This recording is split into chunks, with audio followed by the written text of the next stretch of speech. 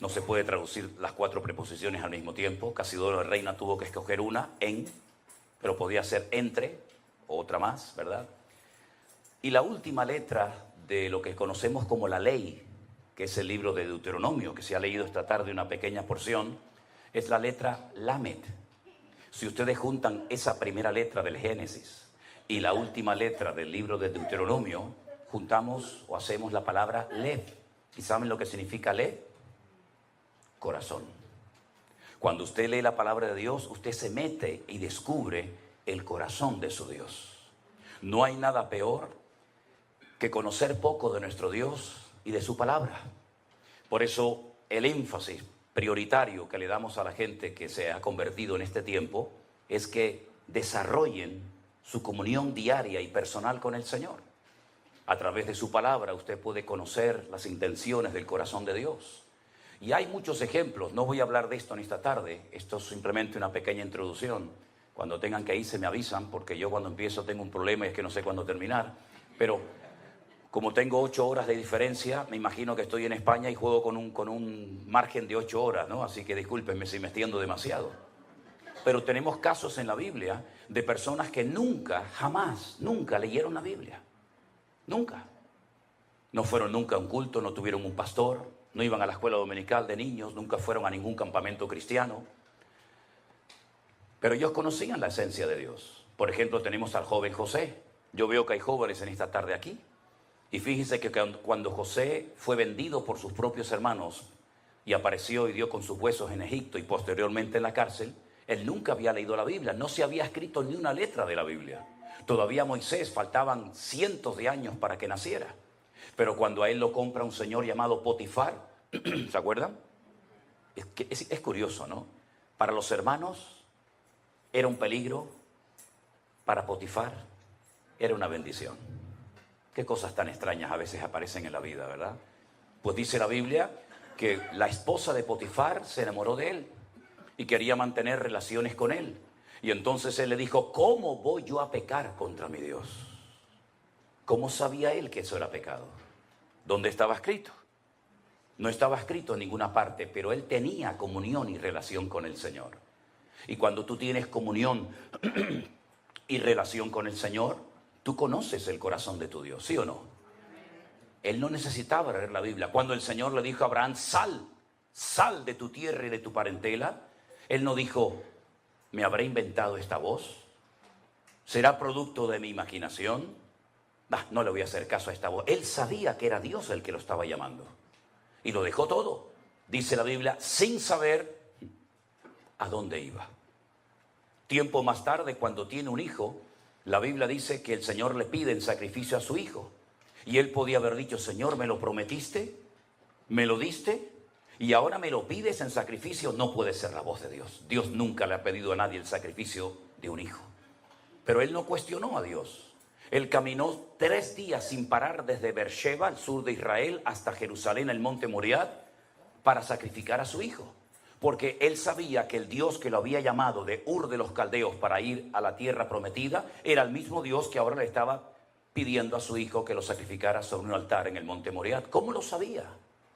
Por la comunión, por la relación que tenía con el Señor. Por eso, hermanos queridos, si algo tenemos que mantener y desarrollar hoy en día más que nunca, es nuestra comunión y nuestra relación con el Señor, porque es lo único que nos va a mantener firmes en estos tiempos difíciles y peligrosos en los cuales nos ha tocado vivir. Amén, hermanos. Amén. Pablo le decía a Timoteo, ocúpate en la lectura. Ocúpate en la lectura. Y fíjate que estando en la cárcel, él le decía, tráeme los libros, tráeme los pergaminos, sabiendo que está a punto de morir y de entregar su vida por Cristo. Él todavía tenía anhelos de prepararse, de instruirse, de tener material para poder seguir preparándose como siervo del Señor. No hay nada peor que un cristiano ignorante. Por eso pasa lo que pasa. Por eso muchas veces han entrado en la iglesia doctrinas de hombres, mandamientos de hombres, modas, métodos, que aparentemente vienen de parte del Señor, pero que después lo único que traen son divisiones internas, problemas y confusión a las iglesias. Por eso escudriñar las Escrituras, porque ellas son las que dan testimonio de nuestro Señor Jesucristo. Amén, hermanos. Bueno, vamos a leer la palabra del Señor en esta tarde. No sé si la han traído, si no, no se preocupen. Yo quisiera leerles en esta tarde una historia muy bonita, una historia muy interesante de un hombre que se encuentra en el Evangelio de Lucas, capítulo 19. Evangelio según San Lucas, por favor, el capítulo 19, a partir del versículo 1 en adelante. Es la famosa y hermosa historia de Jesús y Zaqueo. Un poquito de agua tiene por ahí. Aquí, ahí está. Ok, gracias. Gracias. Lucas capítulo 19, versículo 1, dice así. Habiendo entrado Jesús en Jericó, iba pasando por la ciudad. Y sucedió que un varón llamado Zaqueo, que era el jefe de los publicanos y rico, procuraba ver quién era Jesús, pero no podía. No podía a causa de la multitud, pues era pequeño de estatura. Corriendo delante, subió a un árbol sicómoro para verle, porque había de pasar por allí. Cuando Jesús llegó a aquel lugar, mirando hacia arriba, le vio y le dijo: Zaqueo, date prisa, desciende, porque hoy es necesario que yo pose en tu casa. Entonces él descendió a prisa y le recibió gozoso. Al ver esto, todos murmuraban diciendo que había entrado a posar con un hombre pecador. Entonces Zaqueo, puesto en pie, le dijo al Señor: Señor, la mitad de mis bienes se la voy a dar a los pobres. Y si en algo he defraudado a algunos, se lo devuelvo cuadruplicado. Versículo 9. Jesús le dijo: hoy ha venido la salvación a esta casa, por cuanto él también es hijo de Abraham. Y terminamos con el versículo 10 que dice: porque el Hijo del Hombre vino a buscar y a salvar lo que se había perdido. ¿Cuántos dicen amén? Gloria a Dios. Cuando el pueblo de Israel sale de la esclavitud en Egipto, después de casi 400 y pico de años de esclavitud allí, y lograron salir a través de Moisés, como bien saben ustedes, en la noche que celebraron por primera vez la fiesta de Pesaj o de la Pascua, estuvieron a punto de llegar a la tierra prometida y tomar posesión de aquel país virgen que era para ellos. Pero dice que por desobediencia y por incredulidad no pudieron entrar a tomar posesión de la tierra. Se quejaron, ¿se acuerdan? Lloraron amargamente en sus tiendas. Moisés había mandado un hombre de cada tribu, en total 12. La palabra que aparece ahí no es la palabra espías, sino la palabra exploradores. Vayan y gócense y disfruten del país tan lindo y tan hermoso que el Señor nos ha entregado. Están 40 días reconociendo el país. Cuando regresan, la Biblia dice que la gente estaba con la expectativa, con la ilusión de recibir aquel informe. Desanimaron al pueblo. Le dijeron: la tierra traga a sus moradores. La gente es enorme, son como gigantes. Nosotros parecíamos como pequeñas langostas en comparación con ellos. No vamos a poder conquistar el país. Solamente 2, ¿verdad? Como bien saben ustedes la historia, Josué y Caleb, los mandaron a callar y dijeron: ¿qué están diciendo?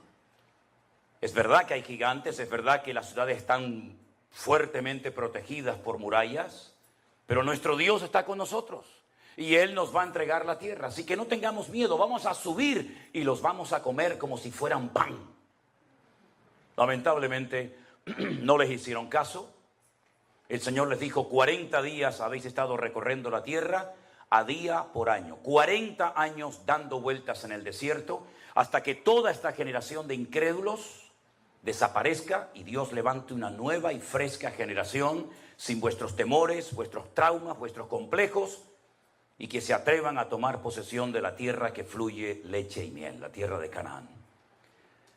Pasaron 40 años, murieron miles de hombres en el desierto y después vuelven otra vez a la frontera de la tierra prometida. Ahí la tienen enfrente y entonces Josué toma una decisión. En esta ocasión no manda exploradores, en esta ocasión manda 2 espías. 2 espías que tienen que pasar desapercibidos. 2 espías que no van a cara descubierta para que todo el mundo los conozca y los vea. Tienen que pasar desapercibidos para que traigan un informe a Josué de cómo es la ciudad de Jericó.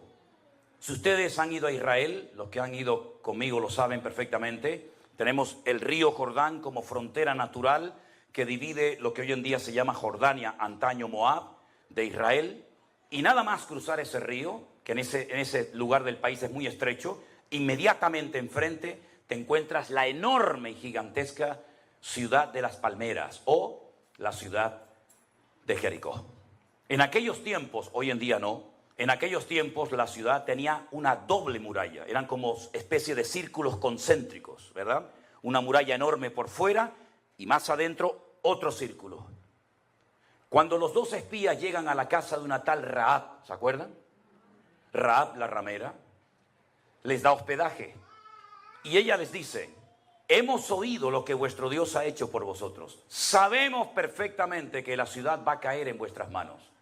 Hemos oído cómo habéis vencido a los reyes que se levantaron contra vosotros en el desierto. Hemos oído cómo el Señor abrió las aguas del Mar Rojo y toda la gente en esta ciudad está asustada porque su corazón desfallece por causa de los hijos de Israel. Tener misericordia de mí y de mi familia cuando entréis a tomar posesión de la tierra, porque sabemos perfectamente que la ciudad va a caer tarde o temprano. Ellos le dijeron: si tú no le cuentas nada al rey, si tú no le cuentas nada a ningún hombre de que hemos estado aquí, tendremos misericordia de ti y de tu casa. Pero 2 condiciones. Primero, no salgas de la puerta de tu casa, quédate dentro. Si quieres que alguien más se salve contigo, tu padre, tu madre, tus hermanos o quien sea, que estén dentro de la casa contigo. Segundo, este cordón, esta tela, este trapo de color grana o rojo, lo vas a atar en la ventana para que cuando entremos a tomar posesión de la tierra, la gente sepa que en esa casa no tienen que entrar a herir, a matar a nadie, sino que ahí vives tú. Así fue. Todos conocemos la historia. Después de días y días de dar vueltas, la ciudad cae y las murallas de Jericó, según los arqueólogos, que les llamaron mucho la atención, no cayeron según la posición de las piedras de adentro hacia afuera, ni tampoco de afuera hacia adentro se cayeron, sino que todavía tenemos en nuestra retina las imágenes de cómo cayeron las famosas Torres Gemelas. ¿Se acuerdan? Se desmoronaron, cayeron de arriba abajo porque no era una obra del hombre. Era una obra, una intervención divina y sobrenatural. Las piedras se desplomaron sobre sí mismas y todas las murallas cayeron, excepto la casa de Rahab la ramera, que dice el libro del Génesis que ella vivía, su casa estaba entre un muro y el otro muro, en medio ella vivía. Toda la ciudad se desmoronó, pero su casa permaneció, porque la Biblia declara y dice: caerán a tu lado 1000 y 10.000 a tu diestra, mas tú no caerás por cuanto has puesto tu confianza en el Señor tu Dios. Eso fue lo que pasó. Aleluya. Tremendo, tremendo. Esa ciudad cayó. Fue la primera conquista importante de la tierra prometida y de ahí en adelante fueron tomando posesión de la tierra hasta llegar hasta la frontera, hasta el norte, que le tocó en posesión a la tribu de Dan. De ahí que se diga desde Dan, ¿verdad? Desde Dan hasta Berseba, desde el norte hasta el sur. En esta ciudad que fue conquistada no por una estrategia humana, no por un método humano, sino por la voluntad y el poder de Dios, es donde el Señor Jesucristo se encuentra ahora. Este pasaje de Lucas capítulo 19 acontece en la ciudad de Jericó. Y es en la ciudad de Jericó donde hay un pequeño hombre de una estatura muy, muy pequeña llamado Zaqueo, que es el jefe de todos los publicanos y además un hombre tremendamente rico. Los publicanos en aquella época eran personas odiadas. Nadie quería tener contacto y comunión con los publicanos. Ellos no eran romanos. Los publicanos no eran extranjeros, por lo menos en Israel. Eran judíos que se pasaron al bando contrario, al bando del enemigo, y se encargaban de recaudar los impuestos para el enemigo y al mismo tiempo se llenaban los bolsillos. Y por eso se enriquecían de una manera injusta. Este es el jefe de todos ellos. Uno de los peores insultos que se te podía decir en aquella época a un hombre era llamarte publicano, que es lo mismo que traidor. Traidor, recaudando, sacando el dinero, robándonos el dinero, nuestros ahorros, nuestros recursos, para dárselos al imperio romano, al enemigo. El Señor Jesucristo llega a la ciudad de Jericó porque fue conquistada milagrosamente por el poder de Dios y este hombre lo quiere ver, pero dice la Biblia que es muy pequeño de estatura. No lo puede ver, no se desanima, no se deprima, no dice, bueno, total, ¿qué más da? Sino que sale corriendo, se sube a un árbol sicómoro. De hecho, el árbol sicómoro más famoso de Israel justamente está en Jericó. Los turistas van y se sacan fotografías al lado de un árbol sicómoro. ¿Y qué es un árbol sicómoro? Ustedes saben que para trepar, para subir a un árbol, a veces uno tiene que poner una escalera, porque las ramas están muy altas, pero el árbol sicómoro no. El árbol sicómoro es muy fácil treparlo, es como si fuera una escalera, porque las ramas empiezan desde abajo, así. Y entonces usted va pisando la primera rama, la segunda, la tercera, y enseguida se ponen en 4, 5, 6, 7 metros muy fácilmente, porque las ramas son muy anchas, muy fuertes y empiezan desde el suelo. Y eso fue lo que hizo Zaqueo. Trepa a lo alto del árbol sicómoro para ver el rostro, para conocer al Señor Jesucristo, que ya en aquellos tiempos era muy famoso, porque él se dirigía a Jerusalén. No se olviden, el camino que va de Jericó hasta Jerusalén son 35 kilómetros.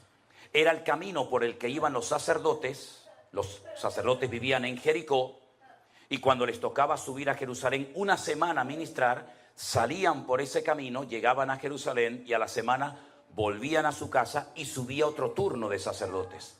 Se conocía como el camino de la sangre, porque la gente sabía que los peregrinos iban con sus diezmos, con sus ofrendas, con sus aportaciones a la casa de Dios, y entonces los ladrones se apostaban en el camino para saltearlos. La famosa historia del samaritano, ¿se acuerdan? El buen samaritano, ¿dónde se lleva a cabo? Ese hombre que es herido, que casi lo matan, en el camino que desciende de Jerusalén hasta Jericó.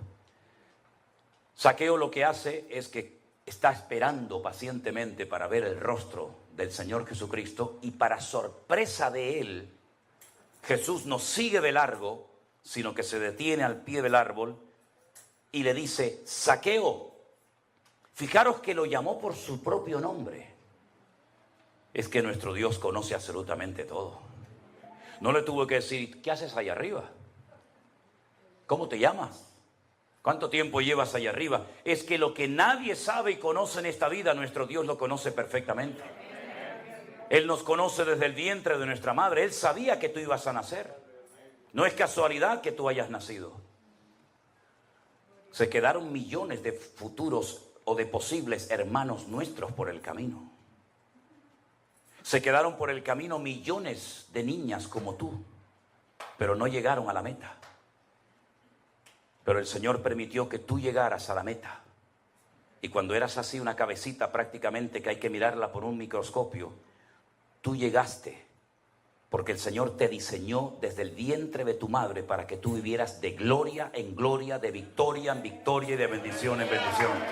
No es casualidad que hayas nacido. Al contrario, hay un propósito, hay una razón de ser. Si cuando no eras nada sin Cristo llegaste el primero a la meta, imagínate ahora que el Señor está contigo como poderoso gigante. Nadie te podrá hacer frente en todos los días de tu vida. ¿Cuántos dicen amén? El Señor Jesucristo le dice, baja, Zaqueo, ven.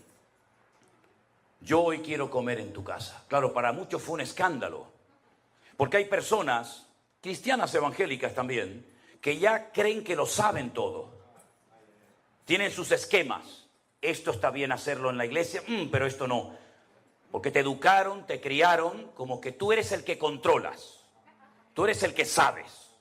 Y entonces, en cuanto se sale el programa del protocolo o del horario, o el predicador no sé qué, o el músico, enseguida nos ponemos nerviosos.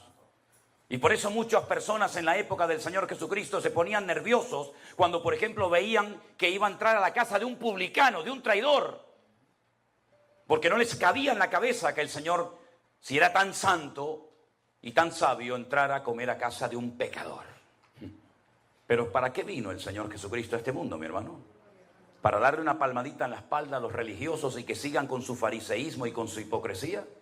¿O Él vino a buscar y a salvar lo que se había perdido? Porque es muy fácil ser cristiano aquí adentro.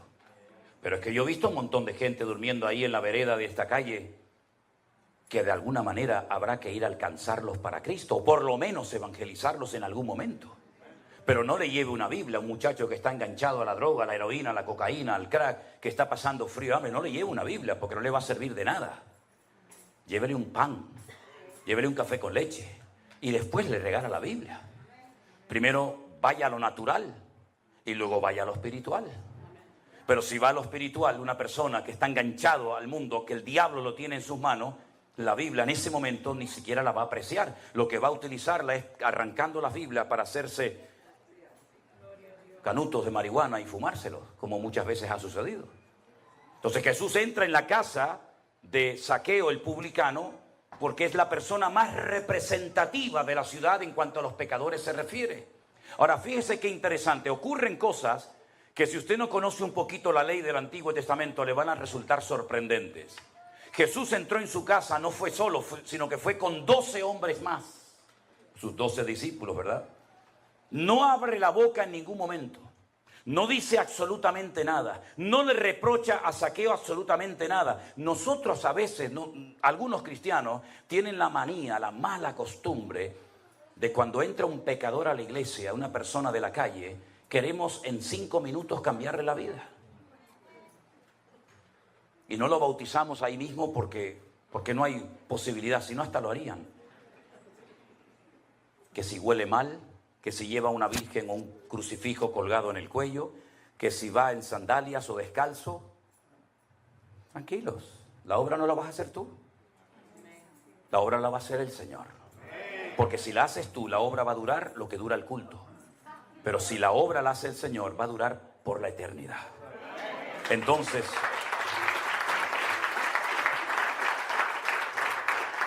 el Señor Jesucristo no abrió la boca. Podía haber dicho: Zaqueo, parece mentira. Somos judíos. Has ido a la sinagoga desde niño. Estás circuncidado como buen judío que eres. Y te has dedicado a servir al enemigo. ¿Qué has hecho con tu vida? La has tirado por la borda. No abrió la boca. Pero la presencia del Señor cambia a la gente. Y entonces hay un momento en la comida que Zaqueo, dice versículo 8, se pone de pie. Cuando una persona en la Biblia se pone de pie, es porque va a decir algo importante. Era la forma de la época. No había micrófono, no había megafonía. Entonces un hombre, una mujer se ponía de pie y todo el mundo guardaba silencio, porque algo importante va a decir. Él se pone en pie y dice: Señor. Lo llama Señor. En hebreo hay 2 palabras para la palabra Señor. Una es la palabra Baal. Sí, Baal. La del ídolo, sí, Baal. Baal significa Señor, lo que sería el Señor en minúscula para nosotros. ¿Me explico?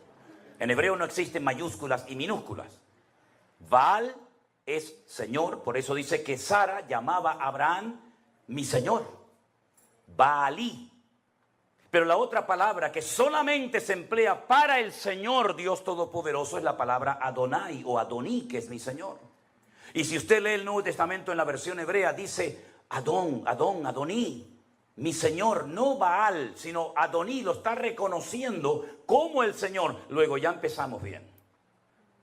Le llama Señor, lo reconoce como el Señor, lo reconoce como el Creador, lo reconoce como el amo de su vida, y entonces añade la siguiente expresión: Señor, la mitad de mis bienes se la voy a dar a los pobres, la mitad. Imagínate tú, saca cuenta de todo lo que tienes y dice: bueno, tengo $1.000.000 en cosas.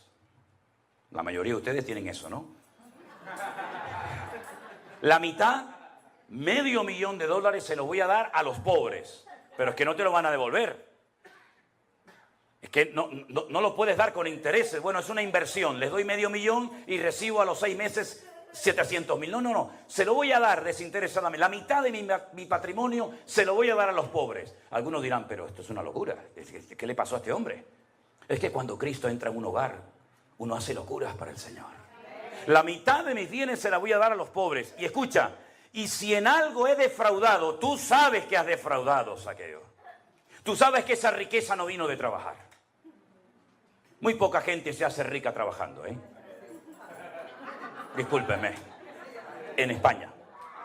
Aquí no. Aquí yo sé que trabajan y todo el mundo se hace rico. Ya. Vienes con una mano delante y una mano detrás y en un año eres millonario. Ya. Y yo me chupo el dedo, como decimos ahí en España, ¿no? También, ¿eh? Si en algo defraudado, y era para decirte, pero ¿cómo no vas a defraudar, querido? Si la casa que tienes, la ropa que tienes, todo el patrimonio que tienes, ¿de dónde rayo lo has sacado, mijo? Si te has enriquecido a costa de la gente abusando de tu autoridad, porque eres el jefe de todos los publicanos. Si los publicanos ya eran ricos y tenían capacidad económica, imagínate el jefe de todos ellos, ¿verdad? Si en algo defraudado se lo devolveré cuadruplicado. Y ahora aquí tengo que pararme a dar una pequeña explicación. La ley de Moisés, la ley que el Señor le dio al pueblo de Israel en el monte Sinaí, dentro de los 613 mandamientos que tienen, 613, hay uno que decía que cuando una persona robaba algo, no era suficiente con pedirte perdón. No era suficiente con devolverte lo que te he robado. El Señor va mucho más allá y dice, pides perdón, devuelves lo que has robado y le das 4 veces más de lo que has robado. Tienes que demostrar que estás arrepentido. Porque si usted a mí, hermano, me ha robado, y usted viene a mí y me dice, pastor, hermano, hermana, discúlpeme, quiero pedirle perdón porque el otro día le robé. Yo digo, sí, yo te perdono, pero dame lo que me robaste. Cristianos sí, pero tontos no. No te pases.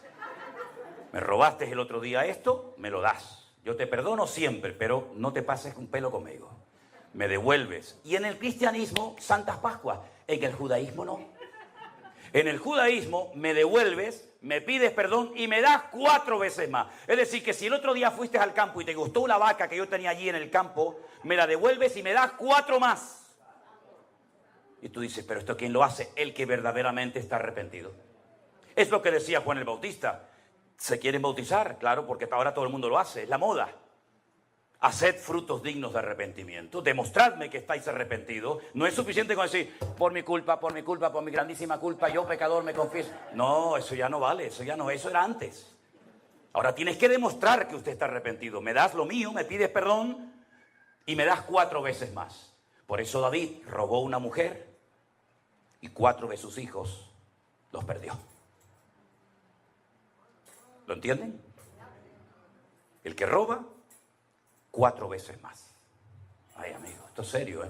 Es que el cristianismo es para hombres, no es para mequetrefes. No es para... ¿Verdad? No, esto es un esfuerzo que con la ayuda del Señor lo podremos hacer, solos no. Entonces cuando Zaqueo se levanta, reconoce públicamente que ha sido un ladrón, un sinvergüenza, que ha robado, que ha manipulado, que ha extorsionado, que ha destruido familias enteras, porque los publicanos iban acompañados de los romanos. Y cuando entraban a una casa, tiraban la puerta y decía, a ver, los impuestos. Y ahora me llevo a la oveja, me llevo a la niña como esclava, me llevo al niño para trabajar en mi campo y toda esa ropa me la llevo. Así eran los publicanos, eran abusadores, eran personas sin escrúpulos. Eran personas que vivían solamente pensando para sí mismos, egoístas, ególatras. Y así fue Zaqueo toda su vida, hasta que la presencia del Señor, hasta que el mismísimo Señor Jesucristo entró en su casa y el Señor solamente mirándolo a la cara, le entró una vergüenza, le entró una convicción de pecado. Por eso cuando una persona se llama cristiana, tiene que demostrarlo con sus acciones. Primera de Juan capítulo 1 dice, si hubiéramos pecado, abogado tenemos para con el Padre. Y si alguno dice que es hijo de Dios, debe andar como Él anduvo. El título no sirve de nada. En el mejor equipo de fútbol del mundo, ¿saben ustedes cuál es, no? A ver, díganlo por favor. Díganlo, no tengan vergüenza. El mejor equipo del mundo será siempre el Real Madrid. Toda la vida, toda la vida. Lo hemos demostrado hace unos días. ¿O no? No serás de Barcelona. Lo siento por los de Barcelona. El que se pica, que se rasque. En el Real Madrid había un muchacho hasta nuestra vida. En segundo lugar, habíamos visto cómo la verdad tiene también algo muy positivo en nuestra vida, y es que anula todas las mentiras que el diablo a lo largo de los tiempos ha ido metiendo en nuestra mente. No hay nada peor que creer en una mentira creyendo que es una verdad. De hecho, pusimos el ejemplo la semana pasada de personas que incluso han dado y siguen dando la vida por auténticas mentiras, pero ellos creen que son verdades y ya digo, están dispuestos incluso a dar su vida por dichas mentiras. Así que la verdad echa fuera las mentiras. Y entonces podemos comenzar a vivir, punto número 3, según las leyes del reino de Dios. No según las modas, no según los criterios y las opiniones del mundo, sino según los principios establecidos por el Señor, principios del reino, como les llamamos. A continuación, podemos comenzar a experimentar paz en nuestra vida. No hay paz si no estamos en la verdad. No hay una verdadera libertad, ni hay una seguridad y una estabilidad en nuestra vida, a menos que la verdad sea la base y el fundamento de nuestra existencia. Y finalmente, dijimos que la verdad fortalece el espíritu, la mente, y también, como no, le hace un favor muy grande al cuerpo. Y finalmente terminamos compartiendo 3 grandes verdades. Yo no sé cuántos de ustedes se acuerdan, pero yo dije que una de las verdades que quería compartir el domingo pasado es que la verdad se puede conocer, la verdad se puede experimentar, porque la verdad tiene nombre, y el nombre de la verdad es Jesús. Jesús dijo: yo soy el camino, yo soy la verdad y yo soy la vida. Y si eso es verdad, y vimos que la segunda verdad es que Él volverá, y la tercera verdad dijimos que Dios no miente, basándonos en el texto del libro de Números, capítulo 23, verso 19. Dios no es hijo de hombre para que mienta. Lo que Dios ha prometido, y todo lo que Dios ha prometido es verdad, se va a cumplir. No es una especie de trampa, una especie de truco donde dice, bueno, te prometo esto, pero a la hora de la verdad no es verdad, no es así. Dios lo que promete, lo cumple, porque Dios es un Dios de verdad. ¿Cuántos dicen amén? Quiero llevarles al Salmo 139, porque en esta tarde vamos a compartir, vamos a meditar sobre 3 verdades más. Y la primera está basada en el Salmo 139, a partir del versículo 7. Es un salmo muy, muy interesante, porque encontramos en él 3 atributos que son única y exclusivamente de Dios. No son atributos ni características del ser humano. Estas 3 cualidades o características solamente las tiene Dios. Y en este Salmo 139 aparecen estas 3. Hay salmos que aparece una, en otros salmos aparecen 2, pero en este casualmente, el Salmo 139, podemos encontrar la omnisciencia de Dios. Es decir, Dios todo lo sabe, todo lo conoce, pasado, presente, futuro, Dios lo sabe perfectamente.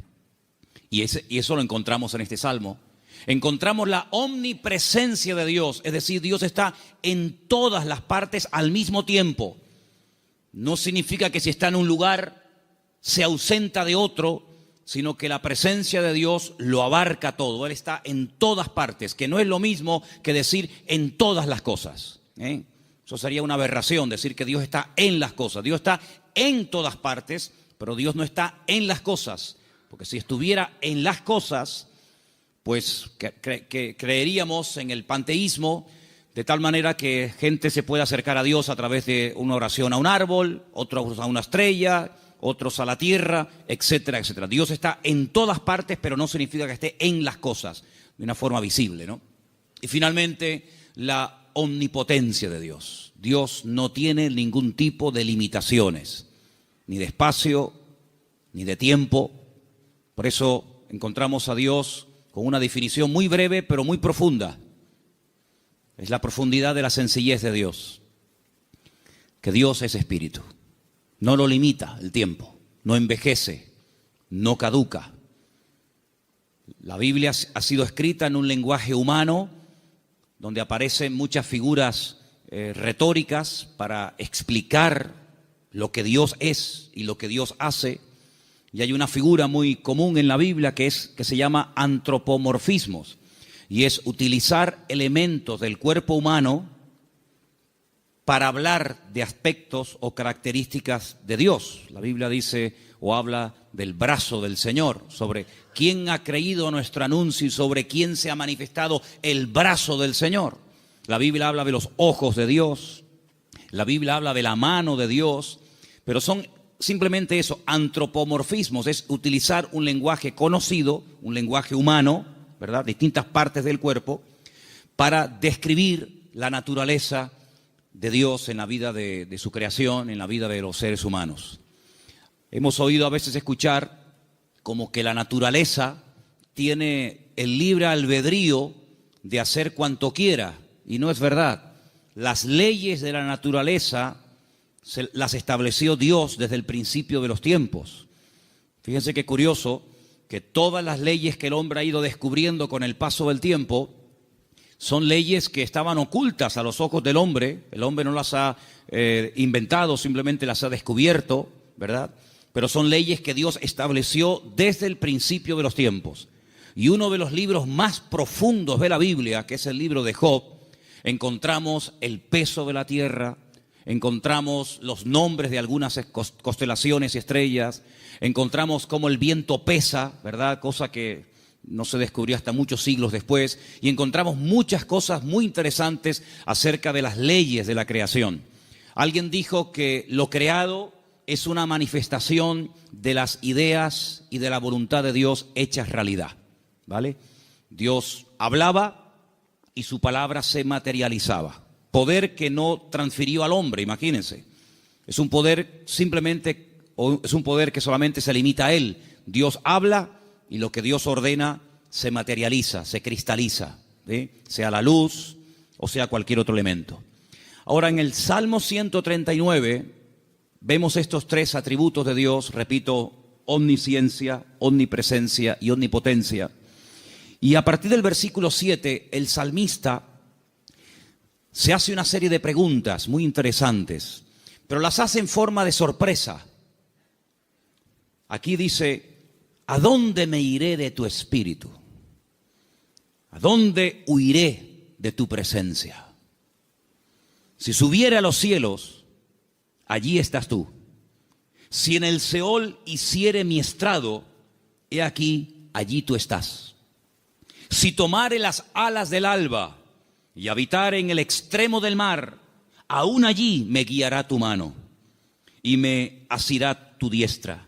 Si dijere: ciertamente las tinieblas me encubrirán, aún la noche resplandecerá alrededor de ti. Aún las tinieblas no encubren de ti, y la noche resplandece como el día. Lo mismo te son las tinieblas que la luz. ¿Cuántos dicen amén? Ahora, en la Biblia encontramos a ciertos personajes que por las circunstancias que estaban atravesando no les quedó más remedio que huir y esconderse de las personas que querían quitarles la vida. Por ejemplo, piensen en Moisés. Cuando él tenía 40 años, dice la Biblia que él, para mediar en una disputa, en una pelea, dice que él se levanta contra un egipcio y lo mata y lo oculta. Pero aparentemente se ve que su crimen, su asesinato no quedó, digamos, oculto. Y al día siguiente alguien le dice: ¿me vas a matar a mí como ayer mataste al egipcio? Y esto le produjo un pánico, le trajo un miedo tan grande a Moisés, que dice que tuvo que huir al desierto. Y se ve que no lo encontraron. Se ve que el faraón, que a lo mejor intentó encontrarlo, fue todo en vano, porque pasó 40 años en el desierto y la Biblia no dice en ningún momento que a Moisés lo localizaron y lo llevaron a Egipto y lo sentenciaron. Por lo tanto, supo huir y se escondió, pero tuvo que huir. Tenemos, por ejemplo, el caso de David. David es un joven que recibe el llamado de Dios, la unción, el respaldo de Dios siendo muy joven. El profeta Samuel derrama sobre él aquel cuerno lleno de aceite que tipificaba la unción que él tendría el día de mañana para ser el segundo rey de Israel.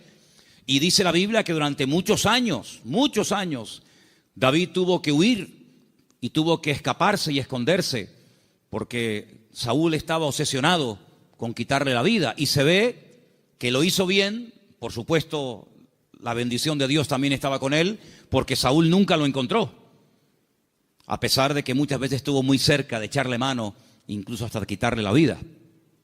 Así que vemos que hay hombres en la Biblia, seguramente hay otros, que tuvieron en momentos puntuales de la vida que huir.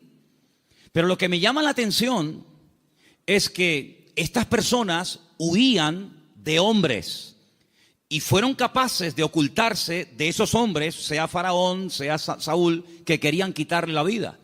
Pero lo curioso es que en el primer libro de la Biblia, el libro del Génesis, el primer hombre intenta jugar al escondite con Dios. Porque dice la Biblia que cuando Adán peca, se esconde de Dios, como si Dios no supiera dónde está. Es decir, Adán está tratando a Dios como si fuera un hombre. Así como Saúl no pudo encontrar a David porque sabía dónde esconderse, y así como Moisés se supo meter en el desierto y no lo encontraron, Adán creía que se podía ocultar de Dios. Sin embargo, el Señor sabía perfectamente dónde está. Me llama la atención que cuando leemos el libro del profeta Jonás, en el capítulo 1, dice la Biblia que él recibe un llamamiento para ir a predicar a una tierra extranjera, a la capital del imperio de Asiria. La ciudad se llamaba Nínive, pero él no quería ir, porque él sabía que si la gente se exponía a la palabra y se arrepentían, Dios los iba a perdonar. Y como él no quería que Dios los perdonara, sino que los castigara y los destruyera, pues dice, no voy a predicarles. Y como no van a tener la opción de arrepentirse, pues que se mueran. Y entonces dice que desciende a una ciudad que en la Biblia se llama Jope, pero que en la actualidad se llama Jaffa, y dice que toma un barco para huir de la presencia del Señor. Bueno, hay un momento en el que los marineros le preguntan, ¿qué haces aquí? ¿Cuál es tu nacionalidad?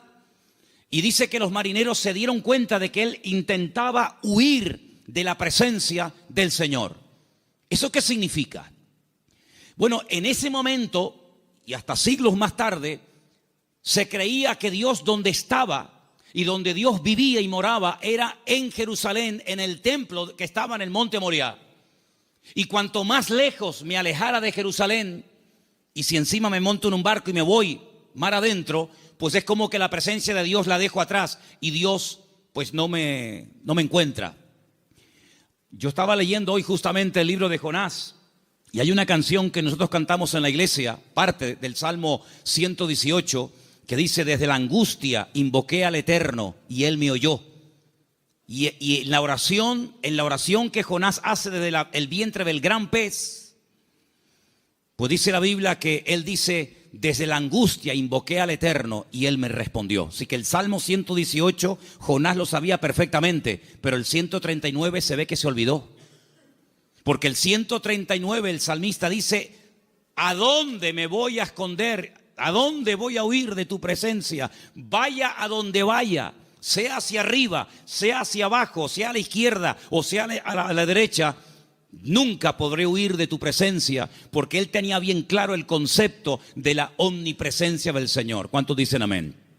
Ahora, esta gente huía en el sentido negativo, pero hermanos, esto nos tiene que producir un gozo y una alegría a todos y a cada uno de nosotros enorme, inmensa. ¿Sabéis por qué? Porque vayamos a donde vayamos, no importa las circunstancias en las que nos encontremos, la presencia del Señor siempre, siempre estará a nuestro lado. ¿Cuántos dicen amén? No importa si te encuentras en una cárcel, allí el Señor sabe que estás. ¿O acaso nos hemos olvidado de que una noche bien tarde Pablo y Silas cantaban, los presos les oían, pero no solamente los presos les oían, sino que el Señor en el cielo también les oía, y dice que los liberó de una forma tremenda? ¿Cuántos dicen amén? Dice la Biblia que cuando estaba en la tempestad, al día siguiente, cuando llevan ya más de 20 días en ayuno, sin ver estrellas, sin ver sol, perdidos, desesperados en medio del mar Mediterráneo, se levanta el apóstol Pablo y dice, no tengan ningún temor, porque anoche estuvo en mi camarote el Señor y me dijo que si nos mantenemos unidos, nadie va a perder la vida. Luego lo vio en la cárcel y también lo vio en la tempestad. Pero también se acordó de que en el desierto había un viejito llamado Moisés, que hacía 40 años que había huido de Egipto, y el Señor lo encontró. Y el Señor sabía que en aquel pozo, aunque los hermanos se tapaban los oídos y no querían oír los gemidos y los gritos de José, la Biblia nos enseña que el Señor siempre estuvo con José en el pozo y posteriormente en la cárcel. No hay ni un solo lugar donde nosotros vayamos en esta vida donde el Señor no esté a nuestro lado, sino que incluso hay una promesa del Señor que nos dice: he aquí yo estoy con vosotros todos los días hasta el fin del mundo. Hoy estaba analizando, estaba echándome un rato la siesta y de repente, ¡pum!, me desperté como un resorte y me fui a mi oficina y empecé a escribir todo lo que me venía a la cabeza. Y fíjate, me venía a la cabeza cuando Elías, huyendo, otro que huye también, en este caso no de un rey, no de un faraón, sino de una mujer llamada Jezabel, la reina perversa, esposa de Acab, que quiere matarlo. Dice que salió corriendo, huyendo para que Jezabel no pudiera matarlo. Y dice que se mete dentro de una cueva. Y entonces dice que de repente se produce un terremoto tremendo, tremendo. A tal punto que dice que las rocas se parten por la mitad. Pero dice, Dios no estaba en ese terremoto. Más adelante dice que viene un viento huracanado espectacular, tremendo, que lo arranca todo. Y dice, pero Dios no estaba allí tampoco. Y al final, después de muchos, cosas de la naturaleza, dice que viene un viento apacible y él reconoce que en esa calma y en esa quietud estaba el Señor. Y me venía a la mente el capítulo 37 de Ezequiel, cuando dice que el Señor le permite ver un valle lleno de huesos secos en gran manera. Y dice que no se levantaban ni producían ningún temor, porque no estaba el Espíritu de Dios dentro de ellos. Si como la Biblia dedica tiempo a decir dónde Dios no está, pero también la Biblia dice dónde Dios sí está. Por ejemplo, también apuntaba todas las veces que ocurren tragedias y desgracias en la vida. A continuación añade la Escritura y dice, pero el Señor estaba con José. ¡Qué maravilla! Hermanos, saber que nuestro Dios está con nosotros todos los días, ¿no te produce una alegría y una tranquilidad de saber que pase lo que pase y venga lo que venga y digan lo que digan, nuestro Dios está con nosotros porque es omnipresente? No hay que ir a un lugar específico a visitarlo, como durante siglos y generaciones tenían que hacer las 12 tribus de Israel, que 3 veces al año tenían que viajar cientos o miles de kilómetros para ir a Jerusalén a visitar y a celebrar la fiesta del Eterno, sino que el Señor ha prometido estar con nosotros en cualquier momento, en cualquier lugar. No importa si somos jóvenes, adolescentes, niños o ancianos. No importa si estamos en la iglesia, en la casa, en el trabajo, en un barco, en un avión, en un submarino. No importa. La presencia del Señor siempre estará a nuestro lado, y eso significa que la protección del Señor siempre estará con nosotros. Esa es la primera verdad que quiero compartir con ustedes en esta tarde. Y si habéis prestado atención a la lectura, ¿cuál fue la lectura de hoy? ¿Cuál fue? Salmo 121. ¿Cómo empieza el Salmo 121? Alzaré mis ojos a los montes. ¿De dónde vendrá mi socorro? Ay, amigo, cuando tú estás donde empezaban los peregrinos que iban a Jerusalén a celebrar las fiestas, cuando tú te pones en el principio de ese camino, allí en lo alto, en Galilea, y ves un camino estrecho, rodeado de unas montañas gigantescas, y te explican que en esas montañas se ponían los ladrones y las bandas armadas para robarle las ofrendas y los diezmos que iban a llevar al templo a Jerusalén. ¿Cómo no van a alzar los montes los peregrinos y decir, Señor, ¿de dónde vendrá nuestro socorro? No es que está implorando la ayuda de las montañas, no, porque el versículo siguiente dice, nuestro socorro viene del Señor que hizo los cielos y la tierra. No dará tu pie resbaladero, ni se dormirá el que te guarda. Él guardará tu salida y tu entrada desde ahora y para siempre. ¿Cuántos dicen amén? Hermanos, en estos tiempos en los que estamos viviendo, es importante que nos recordemos cada día, el Señor, la presencia del Señor, la cobertura del Señor está a mi lado. ¿Cuántos dicen amén? Dile que está a tu lado, el Señor está con nosotros porque es un Dios fiel. Aleluya. Esa es la primera verdad que tenemos que tener presente en nuestra vida. Primera de Juan 5:18, primer versículo que nos van a leer en esta tarde. Primera de Juan, capítulo 5, verso 18. Presten atención, por favor. Sabemos que todo aquel que ha nacido de Dios no practica el pecado, pues aquel que fue engendrado por Dios le guarda, y el maligno no le toca. El maligno, la promesa que dice, el maligno no le toca. ¿A quién no le toca? Al Hijo de Dios. ¿Y por qué no le toca? Porque está protegido. ¿Por quién? Por aquel que lo engendró. Nuestro Dios no solamente está, sino que está para defendernos, está para guiarnos, está para bendecirnos. No está dormido y hay que despertarlo, como en algún momento el profeta Elías les decía a los profetas de Baal: griten, griten, levanten la voz. Tal vez vuestro Dios está de camino, o está dormido, o cansado, se ha ido de viaje, sino que nuestro Dios está a nuestro lado, pero no de una forma pasiva, indiferente, sino que está a nuestro lado para pelear nuestras batallas y defendernos. ¿Cuántas veces hemos mencionado el pasaje de cuando el profeta Eliseo, no Elías, Eliseo, se encuentra rodeado de enemigos y su criado Giesi se lo comenta y le dice: estamos rodeados, nos van a matar? Y el profeta Eliseo ora para que el Señor le abra los ojos espirituales a su criado incrédulo Giesi, porque le dice: más son los que están con nosotros que los que vienen contra nosotros. Y entonces él pudo ver por los ojos de la fe cómo la presencia del Señor estaba alrededor de aquella casa, y aquellos que venían a matarlos al final quedan ciegos y ellos los tienen que guiar hasta salir de la ciudad. Hermanos, ese es nuestro Dios, un Dios que ha prometido estar con nosotros todos los días. Estemos también nosotros con Él todos los días. ¿Cuántos dicen amén? Segunda y gran verdad que quiero compartir en esta tarde: el poder inmenso, ilimitado del nombre del Señor Jesucristo. Marcos capítulo 16, versículo 17 al 18. Presten atención, por favor.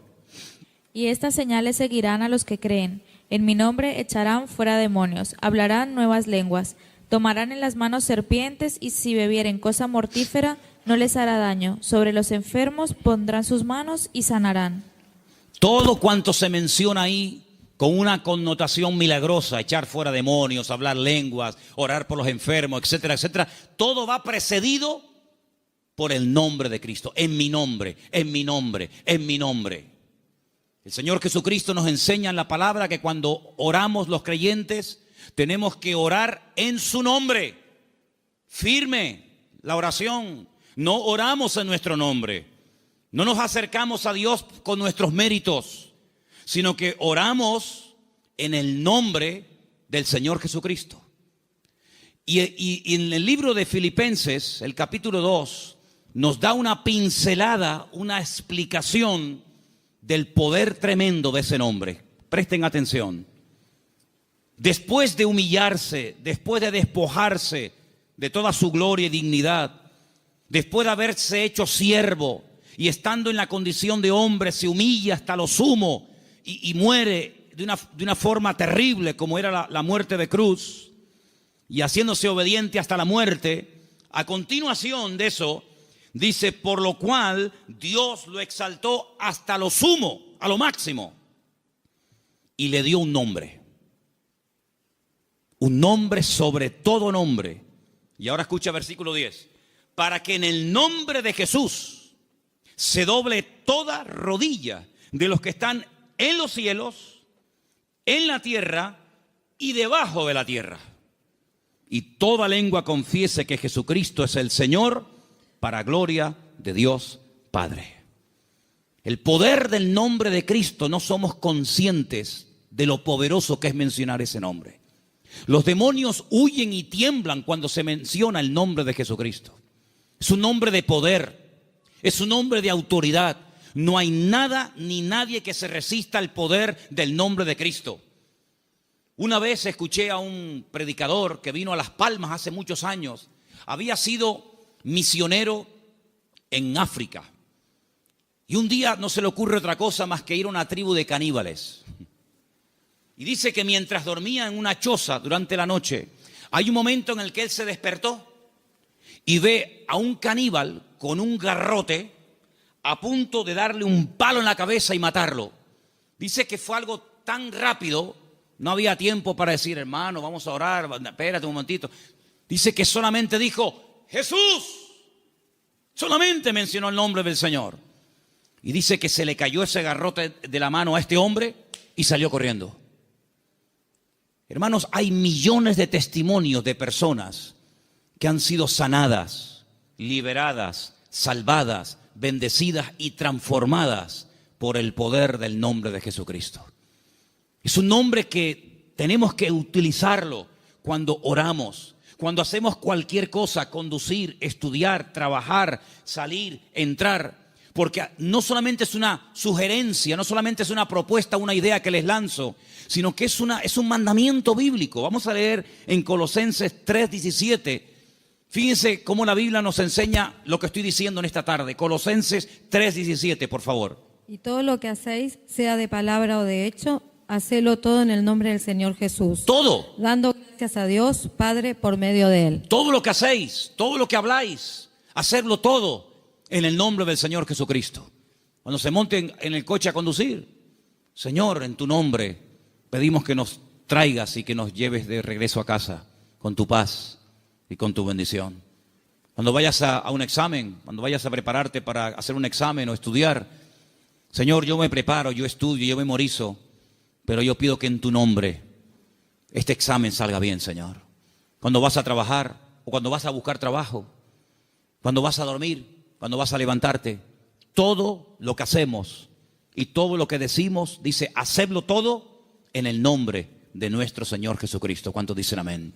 Y vas a ver cambios, vas a ver algo diferente en tu vida, porque ese nombre es un regalo, permítame la palabra, que Dios le ha dado al creyente, a sus hijos, a su pueblo, a su iglesia, para que lo use. El Señor Jesucristo le dijo un día a sus discípulos, no habéis recibido nada porque no os habéis atrevido a orar en mi nombre, pero a partir de ahora, todo lo que pidáis en mi nombre, os lo daré, para que mi Padre sea glorificada en esa petición. ¿Cuántos dicen amén? Así que esta es la segunda verdad que tenemos que interiorizar en nuestra vida. Tenemos un nombre, hermanos, un nombre de autoridad en el cielo, en la tierra donde vivimos ahora mismo y aún debajo de la tierra. Un nombre que no tiene limitaciones de ningún tipo. Pues vamos a usarlo. Porque la Biblia dice que es el regalo del Padre al Hijo, un nombre que es sobre todo nombre, para que en ese nombre se doble toda rodilla de los que están arriba en el cielo, en la tierra y aún debajo de la tierra, y toda lengua confiese que Jesucristo es el Señor, para gloria de Dios Padre. Dice también en un versículo que vamos a leer a continuación, en Proverbios 18:10, nos pone un ejemplo gráfico de la protección que proporciona el nombre del Señor, el nombre de Dios. Proverbios 18:10, por favor. Torre fuerte es el nombre del Señor. A Él correrá el justo y será levantado. Torre fuerte es el nombre de nuestro Señor y a Él correrá el justo y será levantado. Leía en el día de ayer una historia cuando un tal Abimelech quiere matar a un montón de gente y dice que se dirige a la ciudad donde están las personas que él en un principio quiere aniquilarlas. Esto lo pueden ver en el capítulo 9 del libro de Jueces. Y dice la Biblia que en esa ciudad había una torre donde la gente de la ciudad, las mujeres y los niños se metieron, subieron a lo alto de la torre y allí se escondieron y dice que no les pasó nada. Yo no sé si el salmista se inspiró en esa historia para escribir estas palabras. Torre fuerte es el nombre de nuestro Dios. A Él correrá el justo y será salvado en el tiempo de la angustia, en el tiempo de los problemas. Así que, hermanos, les animo a que en esta semana, no en vano, porque fijaros que sagrado es el nombre del Señor, que hay un mandamiento de los 10, del decálogo, hay uno que curiosamente hace referencia a su nombre. No tomarás el nombre de tu Dios en vano. Pero bueno, una cosa es no tomarlo en vano y otra cosa es no tomarlo nunca. Por lo tanto, cuando menciones el nombre del Señor, que la gloria, una vez obtenida la respuesta a esa petición o a esa necesidad, que la gloria no sea para ti, sino que la gloria se la lleve el Señor. ¿Cuántos dicen amén? Hay también una tercera verdad que quiero compartir esta tarde. Y para los que no estuvieron, el otro día aquí en la iglesia, el día jueves, en la carta de Pablo a Tito, una carta pequeñita que está por ahí, por el Nuevo Testamento, ustedes la tienen también, no les quepa la menor duda. El apóstol Pablo deja a Tito en la isla de Creta para que impida que se mezclen o que se metan en la iglesia falsas enseñanzas, falsas doctrinas, etc. Y una de las cosas que el apóstol Pablo le decía a este joven pastor es que en la iglesia tiene que haber, a nivel de cuerpo, una sana doctrina, y que el liderazgo, los ancianos que él iba a nombrar para que ocuparan cargos de responsabilidad en la obra, tenían que ser personas con una serie de características. Algunas eran prudentes, con paciencia, serios, sobrios, etc. Pero lo que me llamó la atención es que dice, y el liderazgo tiene que tener una fe sana. Bueno, literalmente dice, que sean sanos en la fe. Y esto despertó mi curiosidad, porque la tercera verdad que quiero que en esta tarde escuchen ustedes y quiero compartir es el poder que tiene el cuerpo, el pueblo del Señor, siempre y cuando la fe de esa iglesia sea una fe sana. Y algunos dirán, pero ¿cómo que una fe sana? ¿Es que acaso hay una fe que no es sana? Pues sí.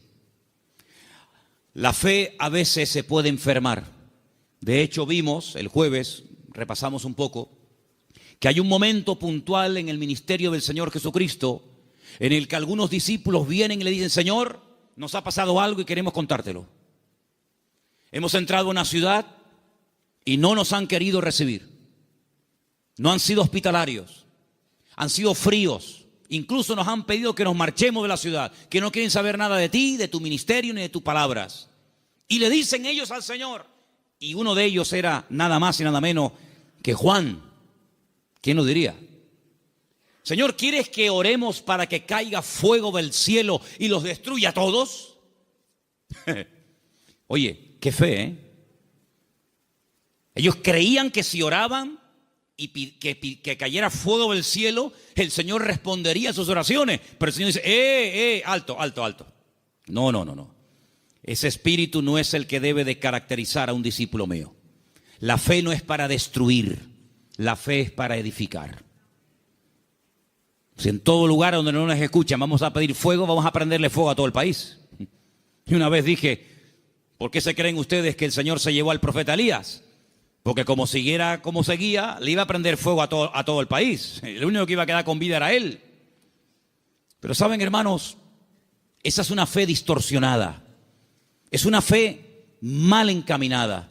Es una fe que, como una especie de lámpara de Aladino, te crees que todo lo que pides tienes que recibirlo.